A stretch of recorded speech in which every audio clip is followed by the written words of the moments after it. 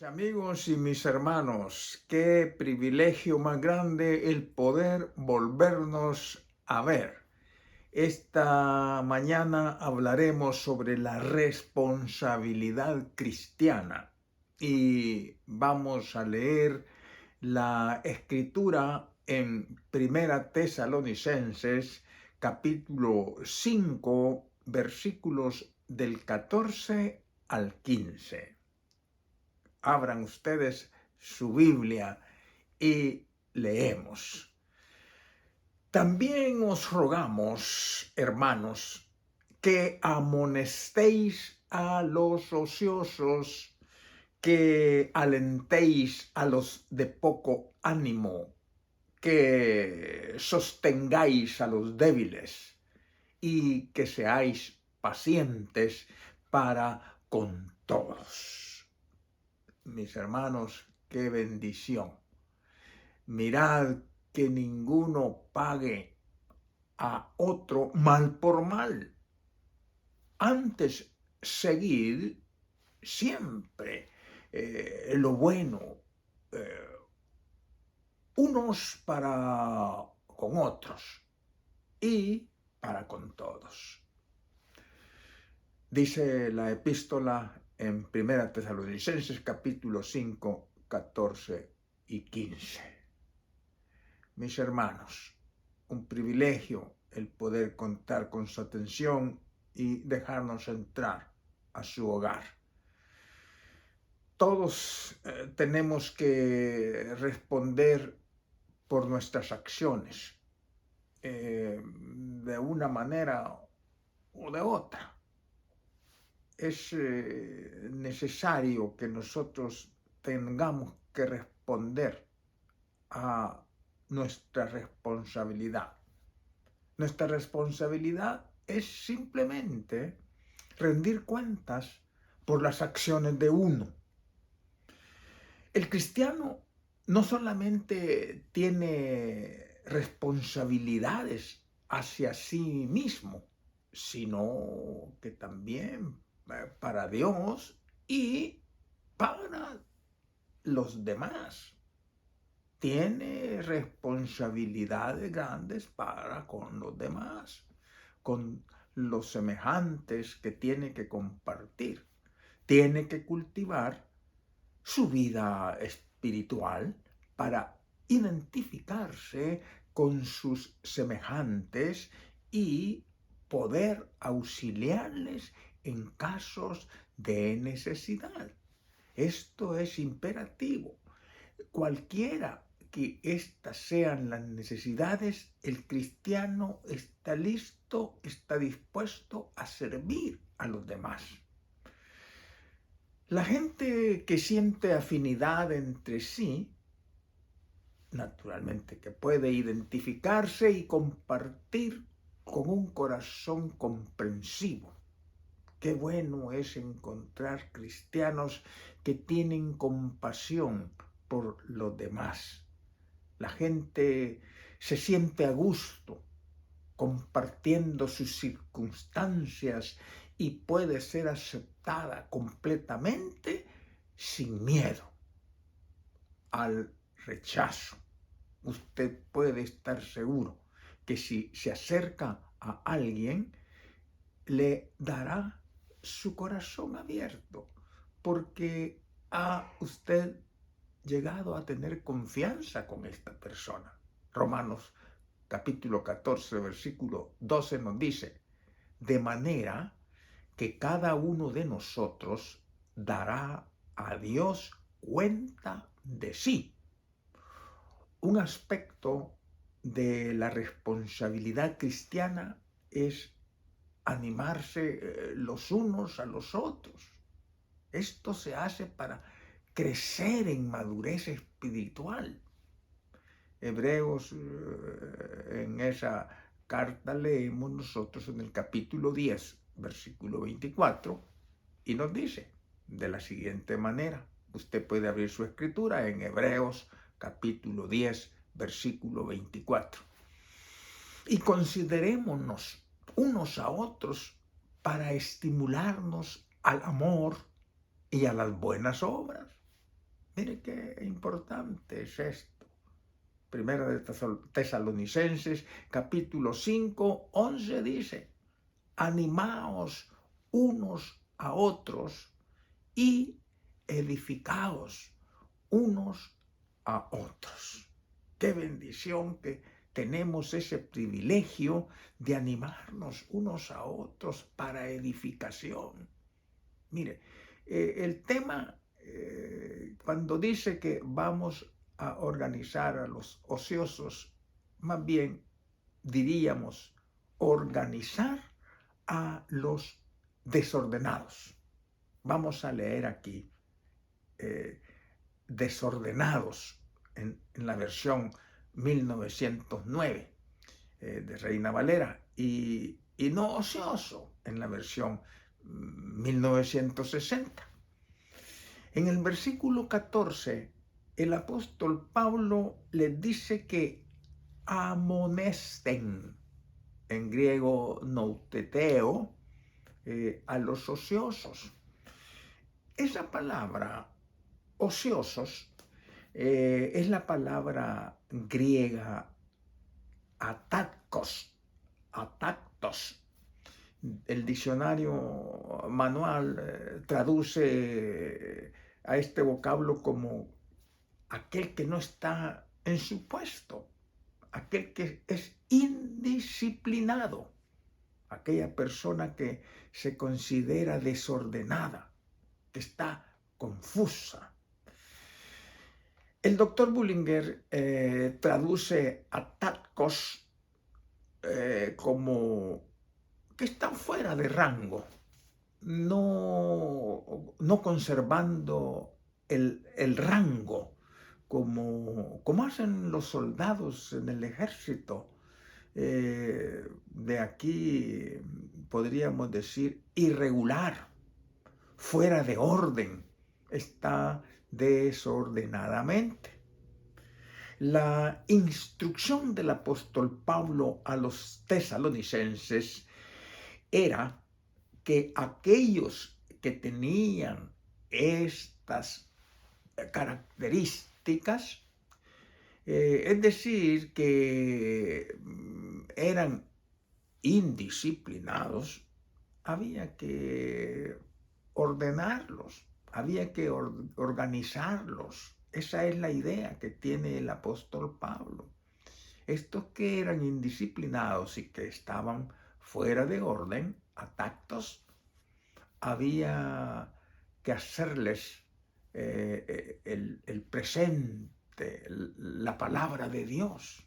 Es que la palabra de Dios debe de estar enfrente de nosotros. Moverse en cuanto a la palabra de Dios indique. La palabra que se traduce desordenados, eso se usaba antiguamente en referencia a los soldados que abandonaban su puesto sin dar ninguna excusa razonable. Sin dar una palabra de explicación a sus superiores. A eso se le consideraba un desorden. El principio de rendir cuentas siempre ha existido. Desde la creación del mundo hay que rendir cuentas. Si nos damos cuenta, en el huerto del Edén, Dios dio al primer hombre y a la primera mujer simples mandamientos. Eran muy sencillos los trabajos que Dios les había encomendado. Eran cosas que se podían cumplir sin trabajar mucho. A cultivar el huerto, cuidarlo y abstenerse de comer del árbol del conocimiento, del bien y del mal. Lo podemos ver en Génesis capítulo 2, versículos 15 al 17. Pero ¿qué pasó con estas recomendaciones que Dios estaba dando? Ellos fallaron y se escondieron. ¿Para qué? Para no dar cuentas a Dios. Toda la humanidad ha estado repitiendo este mismo patrón a lo largo de toda su historia. Siempre nos hemos resistido a responder por nuestras acciones, porque se nos hace difícil enfrentarnos a la humillación de reconocer que hemos fallado. Hay cierto orgullo y no queremos reconocer que fallamos. Y es natural, el pecado nos tiene así, no queremos fallar. Quien quiera que se niegue a rendir cuentas está caminando por un terreno muy peligroso.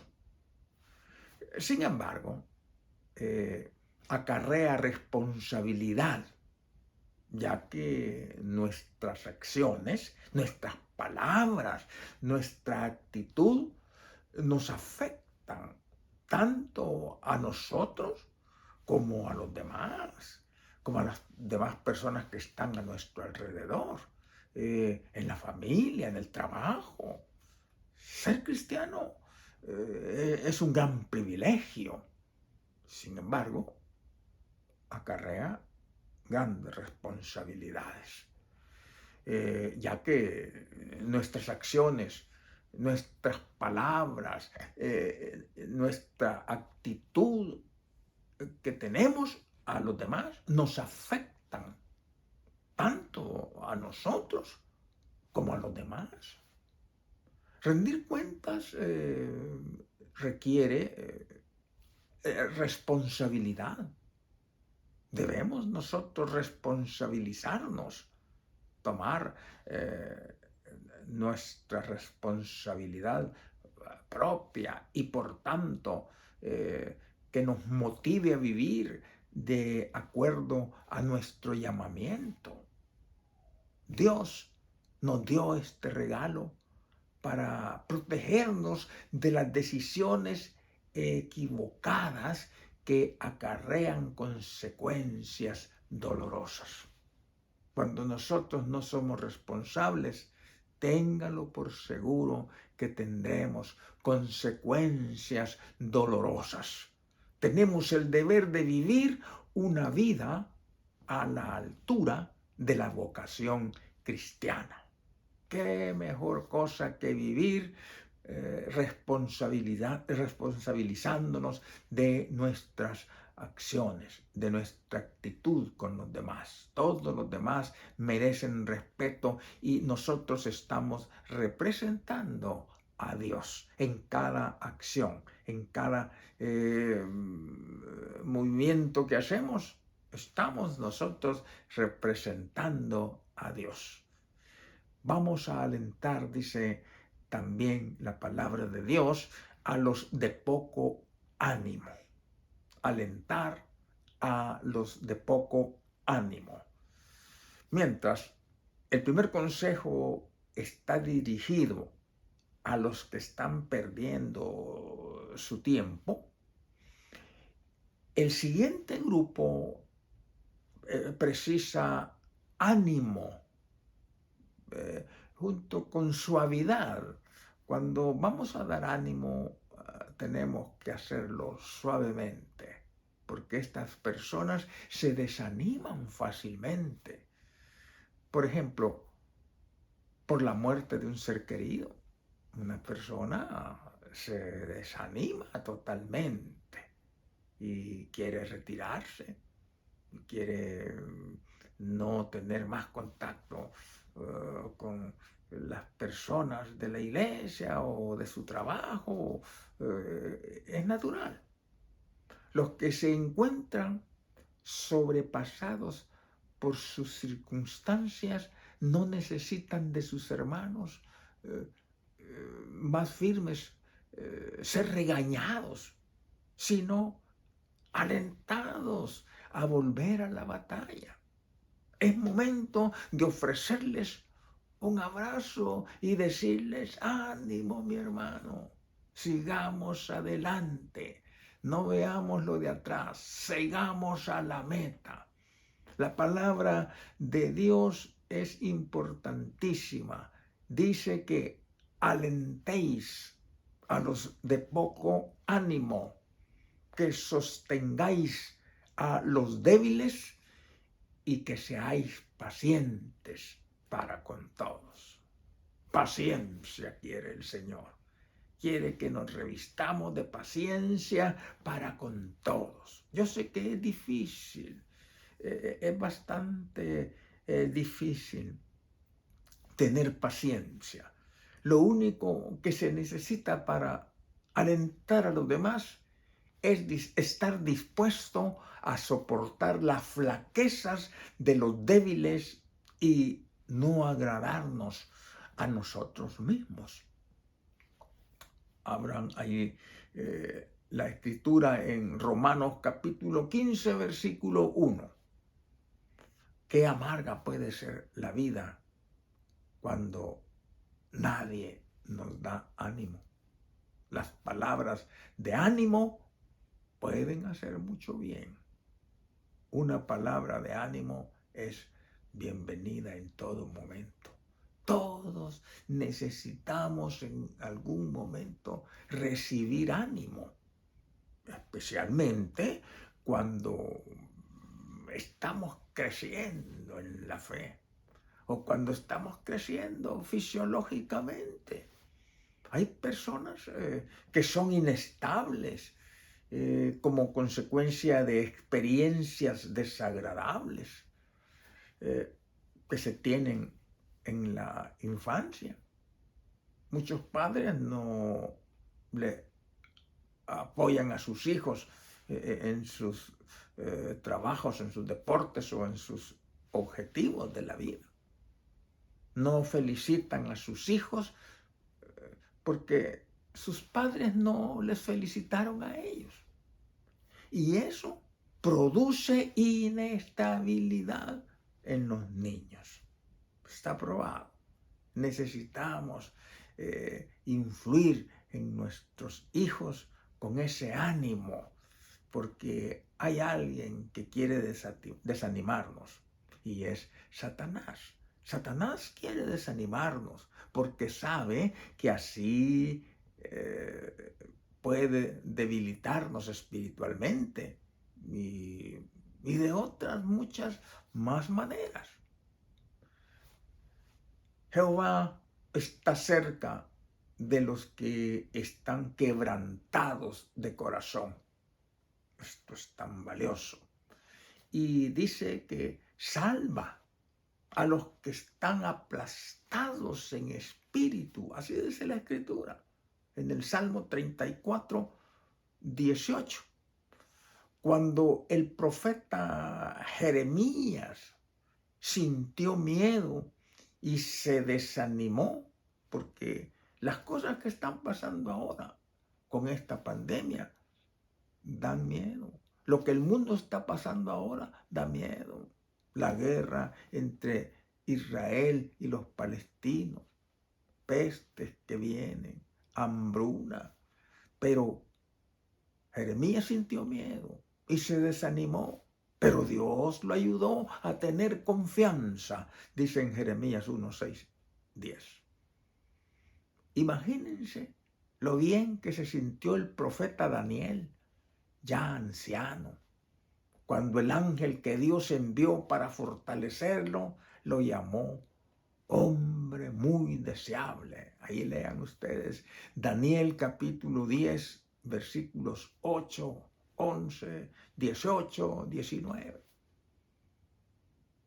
¿Verdad que nosotros podríamos hacer lo mismo y animar a los hermanos que se sienten débiles?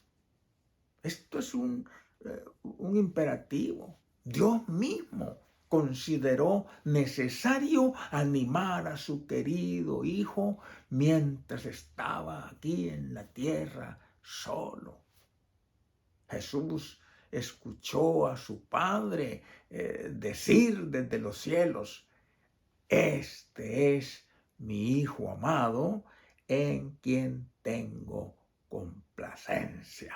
Qué palabras más deliciosas escucharlas cuando usted está desprotegido. El Hijo de Dios se sentía solo, mas Él le anima y dice: en quien tengo complacencia.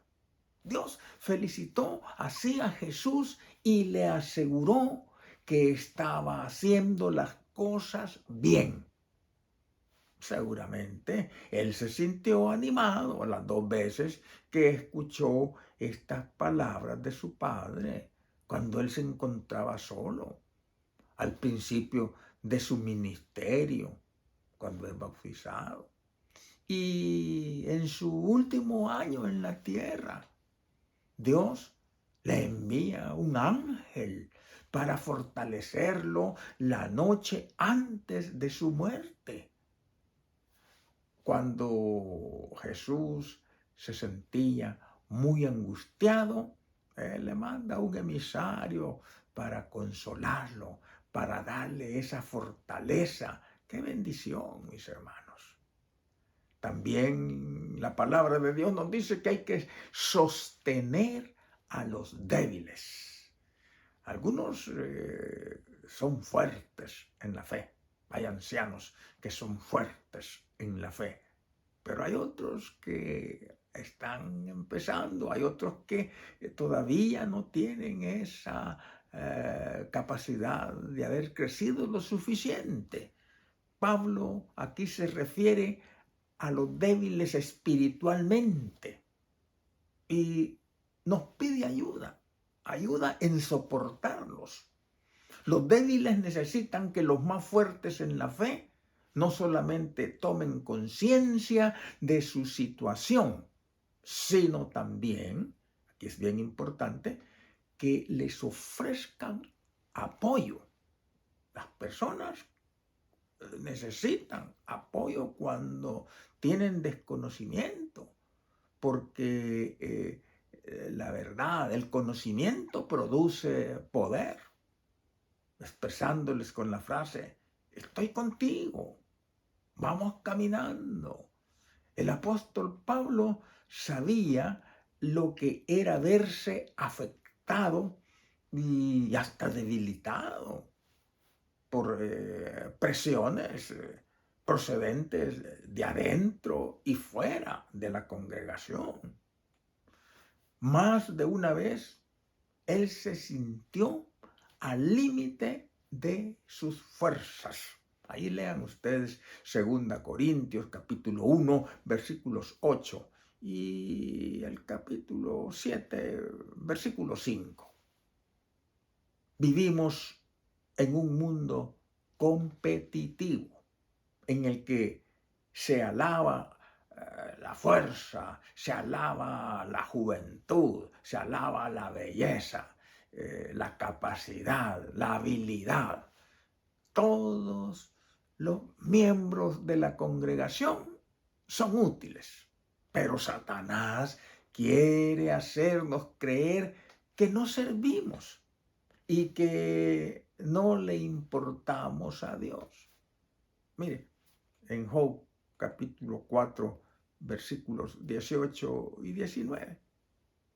He aquí, en sus siervos no confía, y notó necedad en sus ángeles, cuanto más en los que habitan en casas de barro, cuyos cimientos están en el polvo. Eso dice la escritura de Job. Y que serán quebrantados por la polilla. Vea usted el panorama que Dios pone. Probablemente seamos nosotros más comprensivos. Debemos tener más comprensión si recordamos que muchos de nuestros queridos hermanos se han debilitado por diversas adversidades que han sufrido en la vida. Quizá como la mala salud la depresión o vivir en un hogar dividido, en donde está peleando el papá con la mamá, o los hermanos, o el hijo contra la madre, o contra el padre. Hermanos, algún día nosotros mismos podríamos encontrarnos en una situación parecida. Antes de entrar en la tierra prometida, fijémonos bien, Dios recordó a los israelitas algo muy importante, quienes habían sido pobres y débiles en Egipto y que no debían endurecer su corazón al ver sufrir a sus hermanos. Quería que ayudaran a los que eran pobres y débiles entre ellos. Siempre está la visión de Dios de socorrer al pobre y al débil. Es imperante que nosotros debemos ayudar a los demás cuando están débiles, cuando haya en medio de nosotros alguien con esas necesidades, en algunos de nuestros hermanos en las iglesias, en las ciudades, cuánta gente que tiene hambre, que tiene necesidades en la tierra de Jehová tu Dios, que tu Dios te da. No endurecerás tu corazón, ni cerrarás tu mano contra tu hermano pobre, dice Deuteronomio capítulo 15, versículo 7. Debemos estar abiertos para la ayuda. Debemos de hacer una buena obra con los demás, porque cuando usted cree en Cristo Jesús, usted va a hacer obras. Debemos seguir vigorosamente una actitud de amor cristiano. Nuestra actitud debe de demostrar el cambio en nuestro ser y estar reflejado en ser de ayuda, aun cuando las circunstancias no son tan favorables. Siempre debemos estar optimistas, ayudando a los demás. Que el Señor, ahora en este momento, le llame para que usted se incorpore al reino de Dios. Bendiciones.